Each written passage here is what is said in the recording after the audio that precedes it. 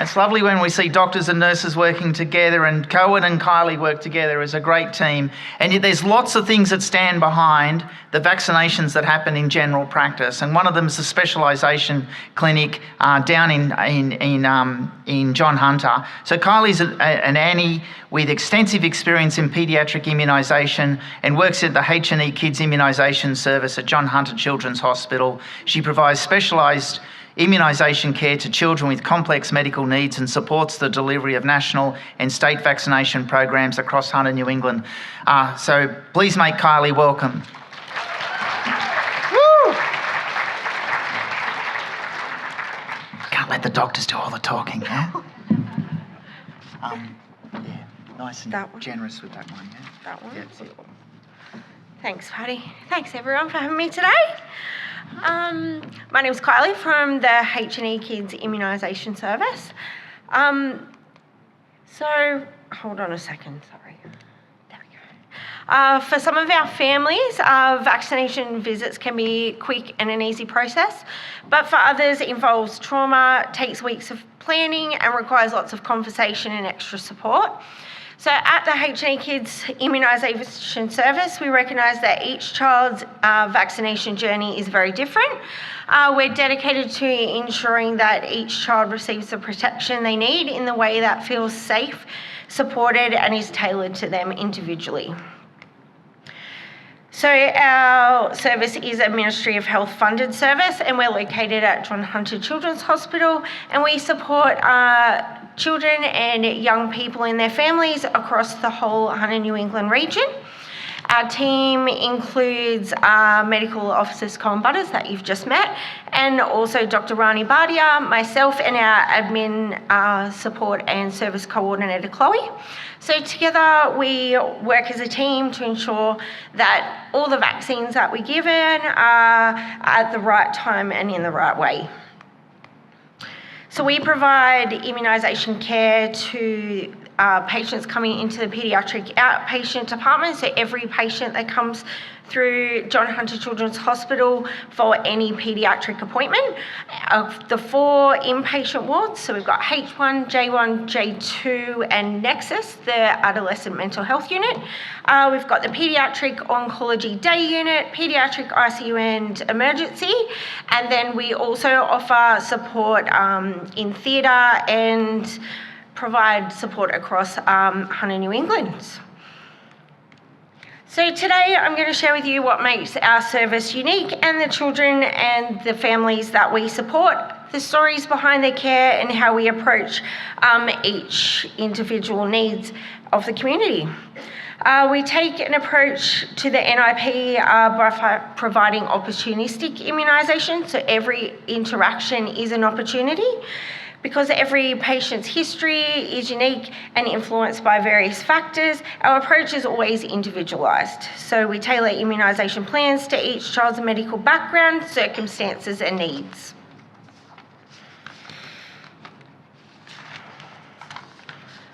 Sorry guys. At the service, our goal is to make sure that every vaccination experience is a positive one for both the child and the family. So to do this, we first need to understand what makes the vaccination experience a positive one. So it's not just about the vaccine itself, it's about the emotions, the environment, and the individual needs of the family. So highlighted is some key factors that we focus on. Firstly, parental and carer attitudes and anxiety, how a parent feels sets the tone for the whole appointment. The age of the child and their development. So each stage requires a different approach to communication and comfort. Prior immunisation experience can strongly be influenced by the child and the family's approach from further vaccines, and medical history and comorbidities. So this reminds us that some children need tailored planning and coordination. And finally, the healthcare provider's approach and the environment. So our tone, body language and setting can make a difference in either fear or the family being able to trust us.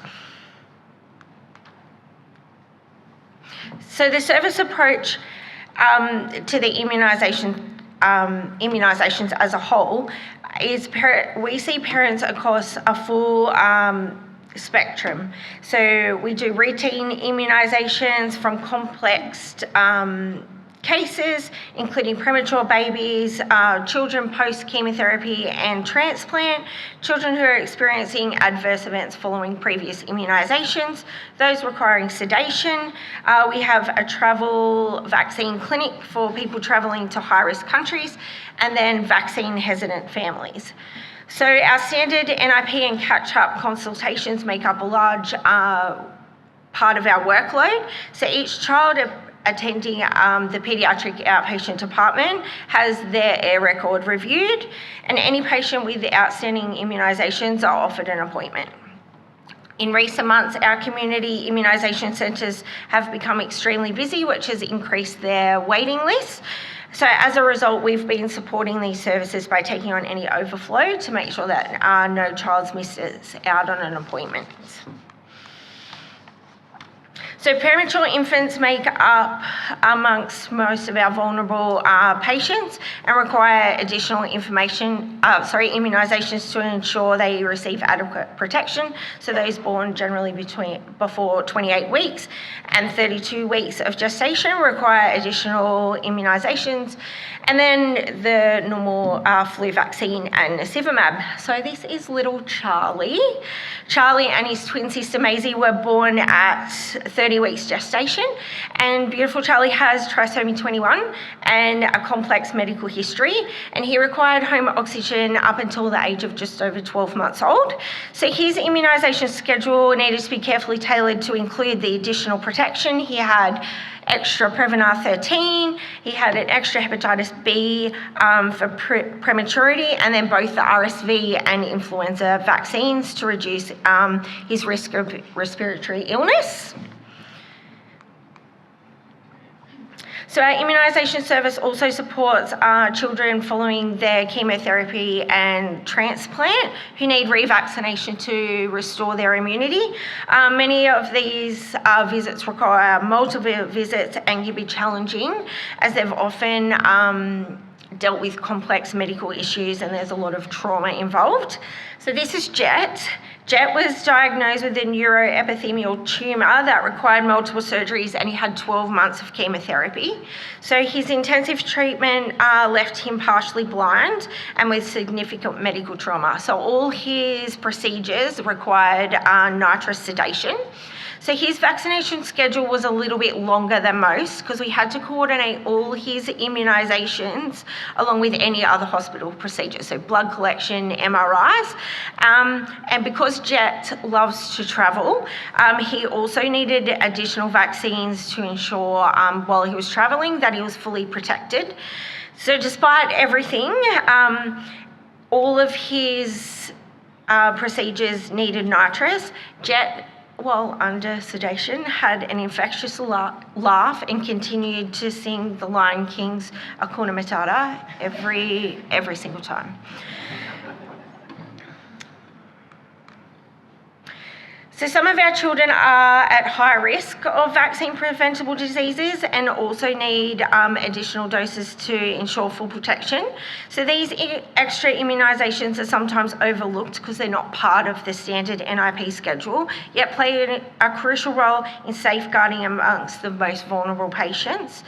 By reviewing the child's medical history, you can identify the special risk groups and the required additional immunisations they need. So this is Cam. He was diagnosed with leukemia and spent 654 days in hospital, including 390 of those days ventilated in intensive care.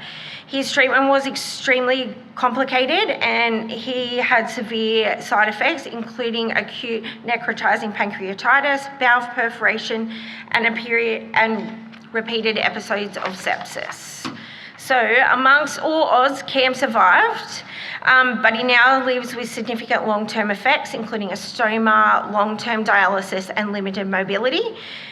He's currently rebuilding his strength and learning to walk again with the help of a powered wheelchair. So Cam also just graduated Year 12 this week and walked across the stage to receive his graduation with a frame. So Cam's revaccination schedule was really complicated, caused by his treatment, and our goal was just to rebuild his immunity and make sure he had full protection. Cam is also very autistic and requires explanation of everything. Would like to know whether these vaccines are going to increase his autism so that he can go up one level. Right. Good job. He would also like to know if he's going to get polio. So for some of our families, a vaccination visit is quick and an easy process. For others, it involves trauma, takes weeks of planning, and requires lots of conversation and extra support. So the inverted pyramid that you see helps us visualise the range of patients we support at the H&E Kids Immunisation Service. The majority of the children fit in the broad top part of the pyramid, and that's those attending for routine NIP consultations, and these are typically children that you would also see in the community.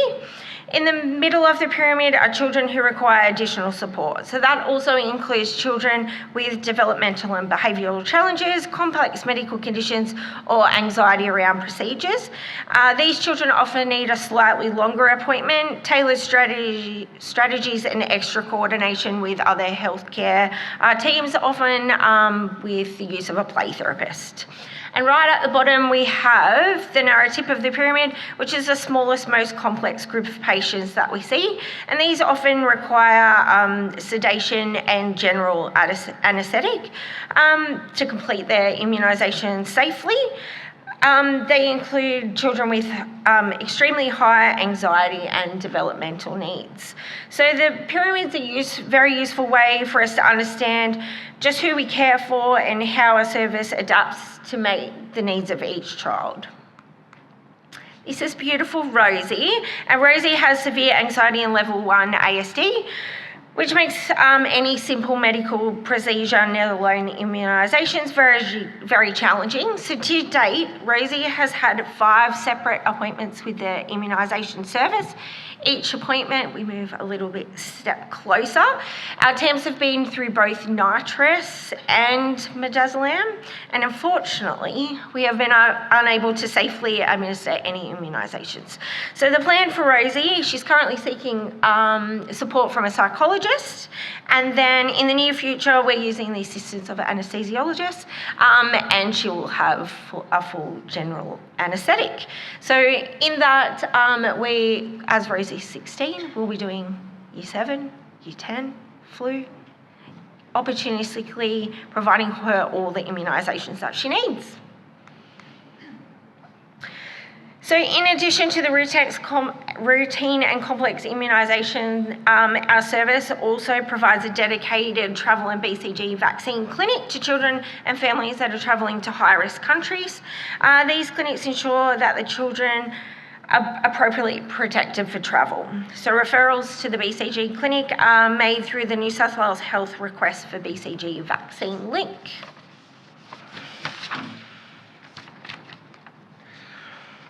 So we're starting to see an increased number of vaccine-hesitant families and patients. These patients are often misunderstood as refusing vaccination altogether, but many have serious and complex questions. So in our consultation, our goal is to listen, increase vaccine confidence, and vaccinate within the parameters of what each family feels comfortable with. For some, this involves a delayed schedule, splitting antigens, and addressing any concerns about the number of vaccines that the child is receiving. This approach requires additional injections and a longer time frame, but our aim is to accommodate each family and their unique needs. This can be quite challenging at times, as Colin often explained. They are long consultations and you never know what questions you're going to get presented with. My recent one was, I don't want Quadricell, I only want Inferex because TikTok told me that that's the vaccine that we want. So which required me to present safety data sheets on both vaccines. But the child, in the end, after an hour consultation, did have their 4-year immunisations. So together, these are all the wide spectrum of children that we see, from the routine immunisations to the complex patients. And I'd like to finish off with a brief video for one of our vaccine hesitant families, just sharing their story and their experience with the service. Hello, my name is Bobby Ann. I am a mother to a very vibrant 19-month-old boy. I came to this service because I had lots of questions about the immunisation program, as I'm sure many mothers do. Obviously, as a mother, you want to make the most informed decisions for your children, and obviously the vaccination schedule and what's required of us in Australia was something that was on my mind. I went to Kylie and she was super open, super informative, and allowed me to take a catch-up schedule, which is something I was really interested in. I know it can feel as though we don't have a lot of choices as mothers, especially sometimes in the healthcare system, but this immunisation program was really great. Kylie answered all of my questions, let me choose a catch-up schedule on a time frame that worked for me and worked for Ziggy, and she was always available on the phone, so I felt as though I was able to make really informed decisions, and it's been a really positive experience. So if you're looking at a catch-up schedule, or you want to know what your options are, at least to just have a really non-judgmental, safe conversation, this is absolutely the program to be.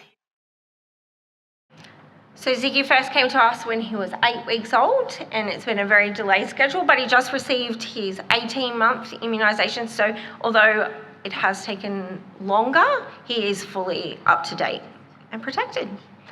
Thank you.